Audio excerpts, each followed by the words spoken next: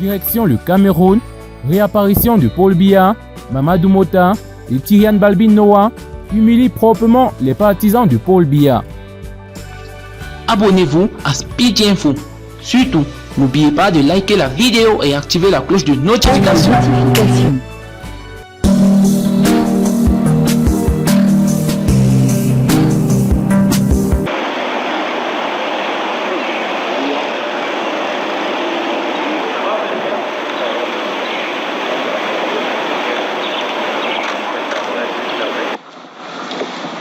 Son Excellence Christophe Kilou, ambassadeur de France. Bonjour, Monsieur le Président.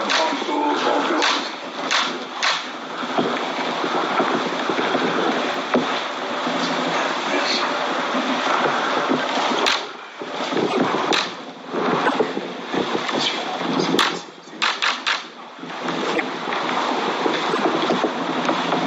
Monsieur l'ambassadeur. C'est mon masque, hein, ça vous va? Tout d'abord que j'ai retrouvé le président Biya, qui m'avait reçu en audience il y a un peu plus d'un mois. Donc, toujours alerte, nous avons une très longue discussion.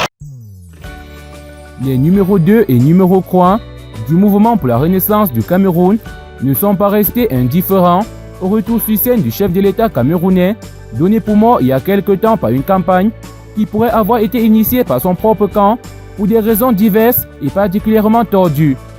Ils l'ont fait savoir jeudi à travers des réactions publiées sur les réseaux sociaux et dont le dénominateur commun était un avertissement de Maurice Kamto prévenant les Camerounais de ne pas tomber dans le piège à la con d'une soi-disant mort du président Paul Biya dont l'annonce pouvait avoir une visée complètement machiavélique. Ce qui donne de Paul Biya, au moment de sa réapparition, l'image d'un indomptable, d'un homme qui a vaincu à la fois le coronavirus et ceux qui s'intéressent à ses funérailles.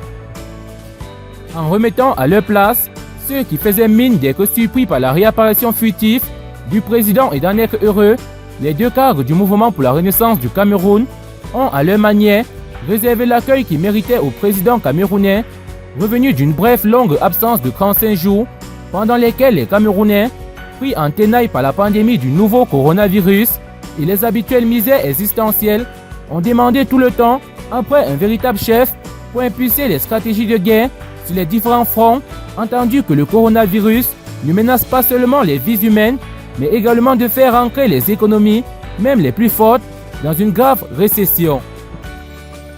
Il n'est pas inutile de relever que selon une certaine opinion, c'est à force d'alerter le monde entier au sujet de la disparition du président Paul Biya que l'homme politique camerounais Maurice Kamto, qui a saisi mercredi l'Assemblée nationale par des moyens laissant crasse, écrite, à l'effet de constater la vacance au sommet de l'État.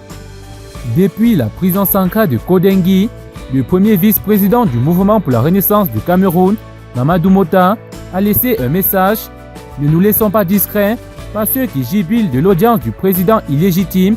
Nous voulons un président au service du peuple et non un monsieur qui ne sort que pour rencontrer son maître. Les Camerounais demandent à être gouvernés et non organiser une scène de théâtre. Nous méritons mieux, a déclaré Tyrian Balbin Noah, deuxième vice-président du mouvement pour la renaissance du Cameroun.